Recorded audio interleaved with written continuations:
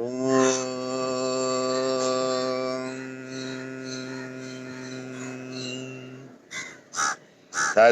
पर्याय विद्महे ज्ञानलिङ्गेश्वराय धीमहि तन्नो गुरुः प्रचोदयात्। ओम योग महर्षि डॉक्टर स्वामी गीतानंद गिरि गुरु महाराज की जय। Namaste, Swagatam, Vanakkam. Welcome back to another one of Dr. Ananda's ranty yoga sessions. Yesterday I think was a bit too much. As someone said, there was more like a gangster yogi session yesterday. But I felt it was more of channeling Swamiji yesterday. And at times it becomes frightening how much you start channeling his energies, and then it can be very, very different than the normal Dr. Ananda diplomatic yoga style. Well, we all evolve, and after 54 is the one coming in, so maybe it's already started. We have been looking at many concepts and focusing on the bindus in recent times. And when we talk about the bindus, when we do the bindu sadhana, we are dealing with those focal points of consciousness. And yesterday you heard me mention the word Chiddakasha. Chit Akasha. It is the space of consciousness. And as we said yesterday, it is not the ordinary space, but a space that is beyond it. A new dimension of consciousness, a new dimension of space, which is opening up as you start to contemplate it. When we contemplate the higher consciousness, it blesses us by opening itself up to us. You know, if you want to open up to someone, you want to feel safe with them. One of the very key aspects of a therapeutic relationship, a teacher-student relationship, a parent-child relationship, or for that matter, any relationship, is trust. Without trust, no relationship can be sustained. Trust is a foundation on which everything can be built. Along with trust must come freedom. Trust and freedom. These two are the vital ingredients for a relationship to sustain, grow, and evolve. Otherwise, it stagnates, decays, and breaks. When we are talking about these higher conscious planes, these dimensions of consciousness, we need to develop a relationship with them. That is what the Bindu Sadhana is doing. It is enabling us to have a relationship with them. And for that relationship to manifest, we have to prove worthy of those higher levels of consciousness. That is why Yoga Sadhana is based on developing what is called Yogyata. Yogyata means fitness, worthiness, trustworthiness, Yogyata. And that is why a yogi is a person who has that Yogyata. A yogi is a person you can trust and you can give freedom, because you know with that freedom they have the capacity of responsibility. Most people mistakenly think that freedom is the absence of responsibility. Especially when they're small kids. They think to be free means no responsibility, do what you want. As you mature, you realize with freedom comes responsibility, and the greater the freedom, the greater the responsibility. That word Yogyata, we have to become fit for it. And Maharishi Patanjali so beautifully tells us that for the samyama, the higher inner intuitive aspects of yoga sadhana that include dharana, dhyana, samadhi, He says the key is pranayama. He says through pranayama, you have started to go beyond the body. You have started to go beyond the gross manifestation of the world. You have started to actually experience the subtle energies of the universe. Because the universe is prana, life is prana, the divine is prana, and the cosmos is prana. So when you connect with that prana, that is what pranayama is. Not breathing exercises for God's sake. Pranayama is not breathing exercise. Pranayama is the sadhana that develops a relationship with prana itself. You start to develop a beautiful, harmonious relationship with prana, that life force, where it becomes your friend and you become its friend. You and prana are in a beautiful relationship of trust and freedom and mutual growth. When you start to experience the prana, you start to understand the subtler dimensions of existence. And it is at that point your mind, that monkey mind, your mind is now ready to be given the darshan, of the cosmos itself. Arjuna in the Mahabharata, great warrior, the best bowman ever, could shoot in the dark, could do anything. Look at the reflection and shoot the fish. Name it, marked done by Arjuna. Collapses on the battlefield even before the battle has begun. That emotional volatility and the higher consciousness, Krishna, guides him. Each and every one of us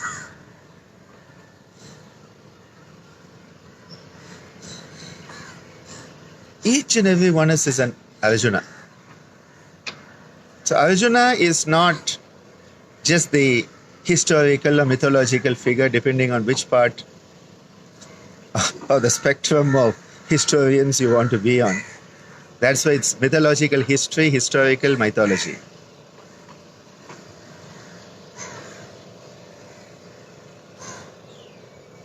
We are all Arjunas. We are all in turmoil. We are all emotionally volatile. And because of that, we cannot experience the higher aspects that come from the capacity to be one with the prana that enables the mind which is all scattered, sarvartha mind, to become ekagratayo, to bring the mind to one focus, that laser focus, where then the process of samyama can occur. Just as you use a magnifying lens, and with that magnifying lens, the all scattered light becomes focused, and fire, the tejas, can occur. We become a tejasvi. Tejas vinavadi tamastu. The tejasvi. The tejas comes along alive in us. When that focus is there, the tejas comes. No focus, no tejas. You're just wood. But then when the tejas comes, the wood burns. Tejasvi. You are just an incense stick. When that fire is there, the focus of the fire of the mind is there, the sugandhim pushtivardhanam, that sugandha starts to manifest. You know, the concept of the Brahma, the Brahman, the universe, and yes, Soundarajan, thank you for reminding me of that. Pratyaksham Brahmasi. You know, when you want to understand what is that Brahman, the visible Brahman is the Vayu, the air, the breath. And that is what you want to experience. Shanno mitra shanvarunaha, shanno bhavatvaryama, shanna indro brihaspadihi, shanno vishnu rukramaha, namo brahmane, namaste vayu, Tvameva pratyaksham brahmasi. Tvameva pratyaksham brahma vadishyami. Vedam vadishyami. Satyam vadishyami. Tanmam avatu. Tadbhaktaram avatu. Avatu mam. Avatu bhaktaram. Om Shanti Shanti Shanti. That beautiful mantra from the Vedas. Tvam pratyaksham brahmasi. How do we know what is Brahman? What is that Brahman? The Vayu is the visible Brahman. And that is why in pranayama, through that work with the Vayu, we are trying to connect to the prana. We are trying to connect to that Brahma so that we ultimately can realize Aham Brahmasmi. We are that highest universal consciousness. The Bindu Sadhana is a way to make us fit. We become an adhikaran, someone who is capable of understanding, someone who is ready for the highest teachings, the Adi, the highest, most subtle, causal level of teachings. You become ready for it. You become an adhikaran. That is why Yama and Niyama, the Adhikara Yoga, they give you the foundation to go forward. When we are talking of this Chidakasha, Swamiji has given a very beautiful Jnana Yoga Kriya, Sakriya, and I thank Faustin for reminding me of it the other day. There's a very beautiful Kriya, and I thought I will mention it today as part of this, because this concept of the Chidakasha is a very beautiful concept. And again, going back to Swamiji step by step, page 124, page 124 of Step by Step. Yeah, that book in which Swamiji wrote upside down. When he gave me the book, Swamiji wanted me to develop a different perspective, so he wrote it upside down. You have to be in Shivasasana to read it right.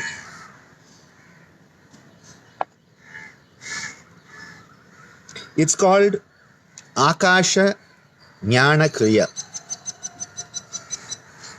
Kriya is an action, Jnana is wisdom, and Akasha is ether, space.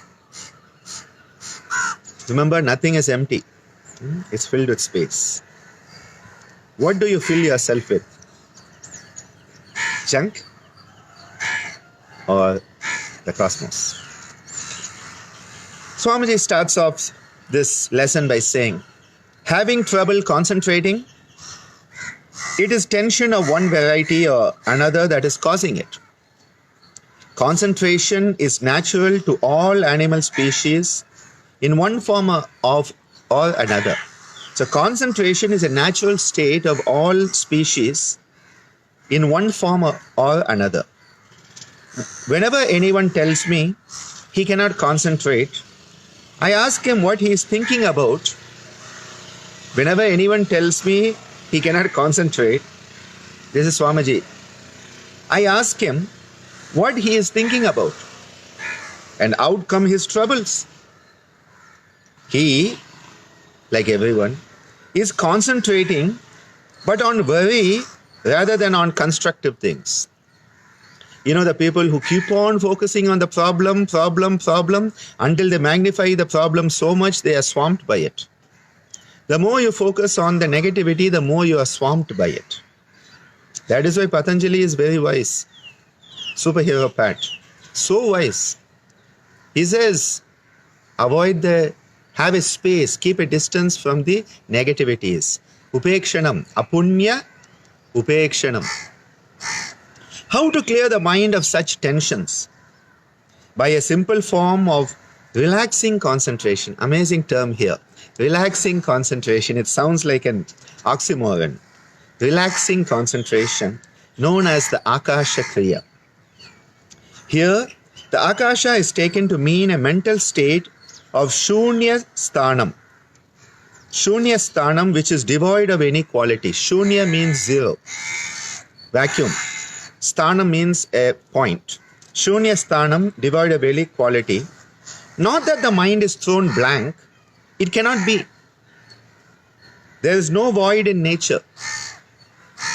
There is no void in nature. All is filled with Akasha. Hence the term Akasha Kriya. Literally, the mind is thinking, but is thinking no thought. The mind is thinking, but it is thinking no thought. Deep relaxation comes about quickly, and this Kriya is an excellent way to also relax the eyes. If the eyes are sore or you suffer from eye strain, we all are doing it in the times of COVID-19, then you should cold pack the eyes. Cold pack is a good idea, Swamiji has suggested. Avoid rubbing them. Definitely in COVID time, don't rub anything. Do not wear glasses when doing any form of yoga, and particularly not while relaxing. This was one thing Swamiji used to always say, that when you're doing the practice, not to wear the glasses, because the nose piece of the glasses or contact lens presses against nerves that will throw up color images, shifting rainbow patterns or colored lights. Because what it is doing, there's like a pressure which is coming from the glasses or even the contact lens. There's a pressure that is creating something else to happen. This is all undesirable from the standpoint of relaxation. And a calm mind has an inner screen of velvety darkness. A calm mind has an inner screen of velvety darkness. Swamiji goes on to describe this Akasha Jnana Kriya. It's a Jnana Yoga Kriya Prakriya because you're using the higher contemplative, cognitive ability to focus. Sit for relaxation. Close the eyes gently and slowly breathe in a rhythmical fashion. Rhythmical fashion, if Swamiji says, it is Savitri Pranayama.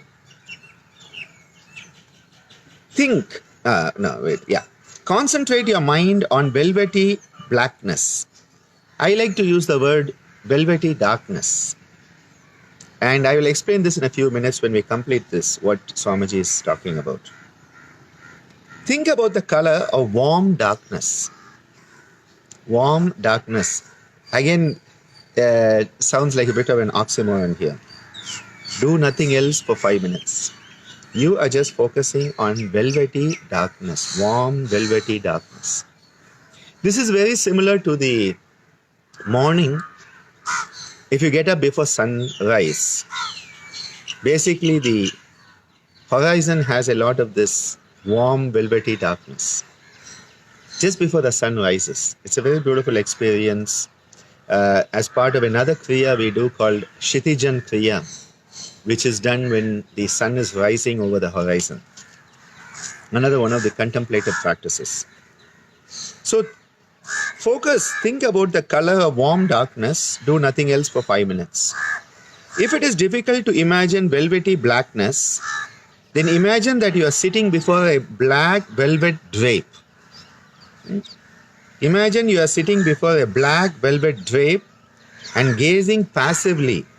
It's a relaxed gaze into the warm black plush. Do not let the eyes get involved, relax. This is seeing without seeing. You are seeing, but you are not seeing. You are just relaxing and letting that be there. That is why in this image, this cartoon image, Swamiji had someone focusing on the warm velvety darkness. Warm velvety darkness which is there. Swamiji goes on to say, if you have eye disorders, then the postures of the Kona and Trikonasana will help. These asanas enable circulation to move up into the head region. Shirsasana, the headstand, is also helpful, but should not be used with high blood pressure or glaucoma. When the pressure in the eyes or the blood pressure is high, better to avoid it. Don't take the risk. Palming the eyes. We are always doing, rubbing the palms and the palm. The palming the eyes with the cupped hands will reduce eye tension. So with those words from Swamiji, let us try to contemplate this. And as I said, it is a space just in front of your head here. It's not exactly outside the eyes, slightly higher. And it's a very beautiful space that just opens up when you start to contemplate that space.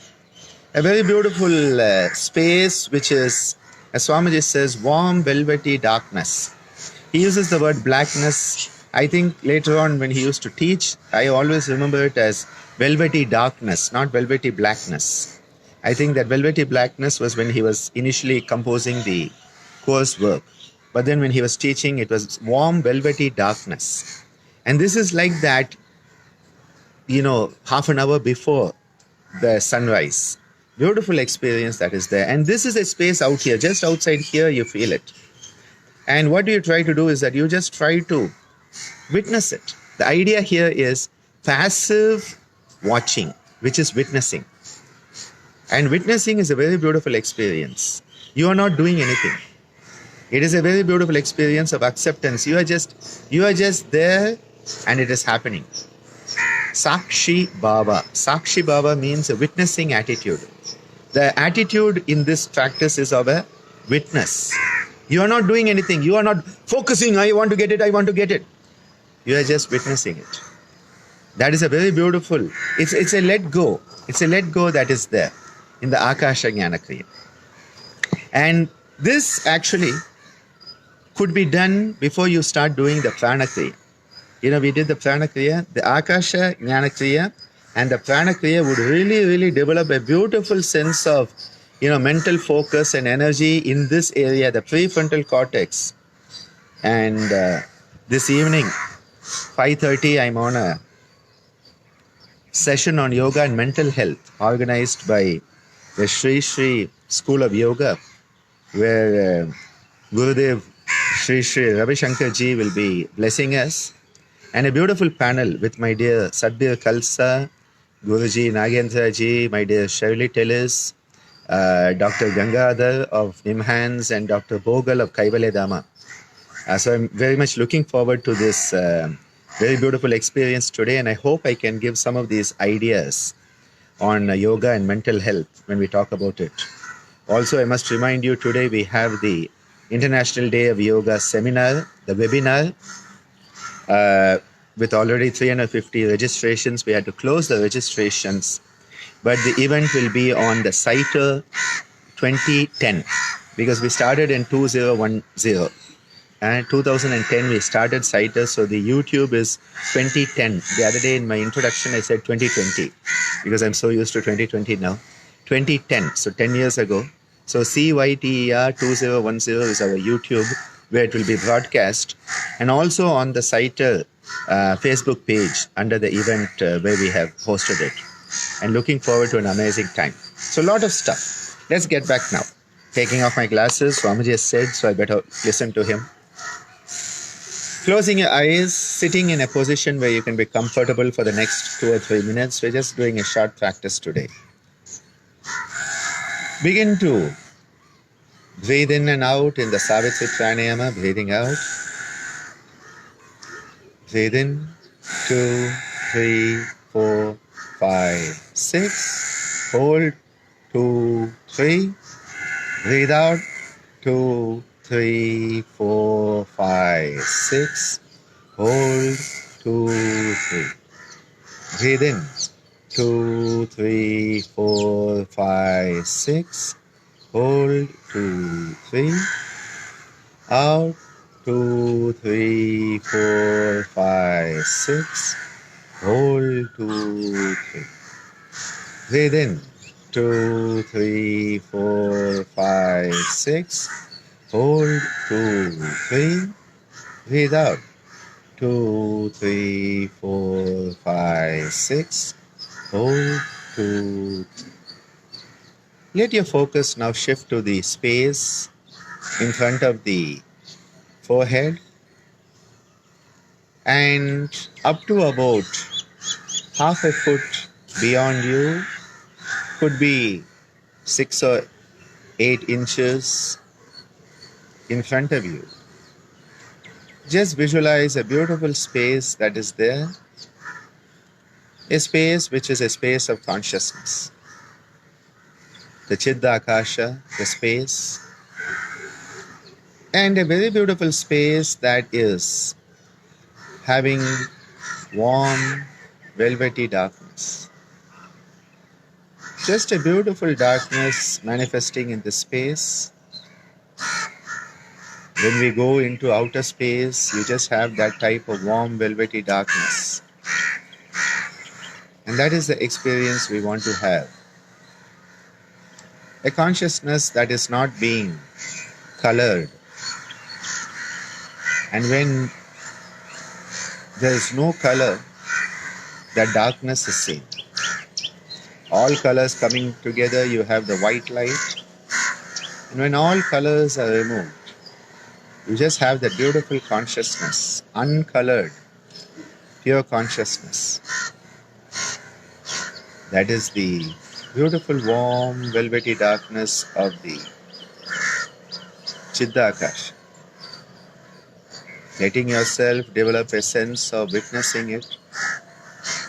Passive watching. Watching without watching, seeing without seeing, perceiving without perceiving. And just being there in that moment. A moment of just being rather than doing anything. Just be. And witness that beautiful Akash.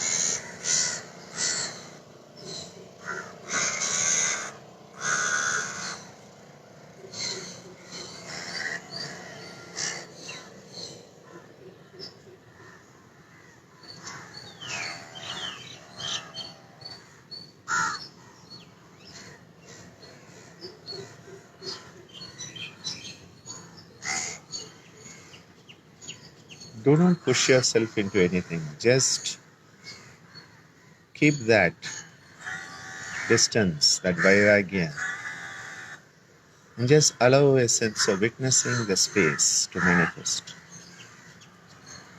It is only being, there is no doing.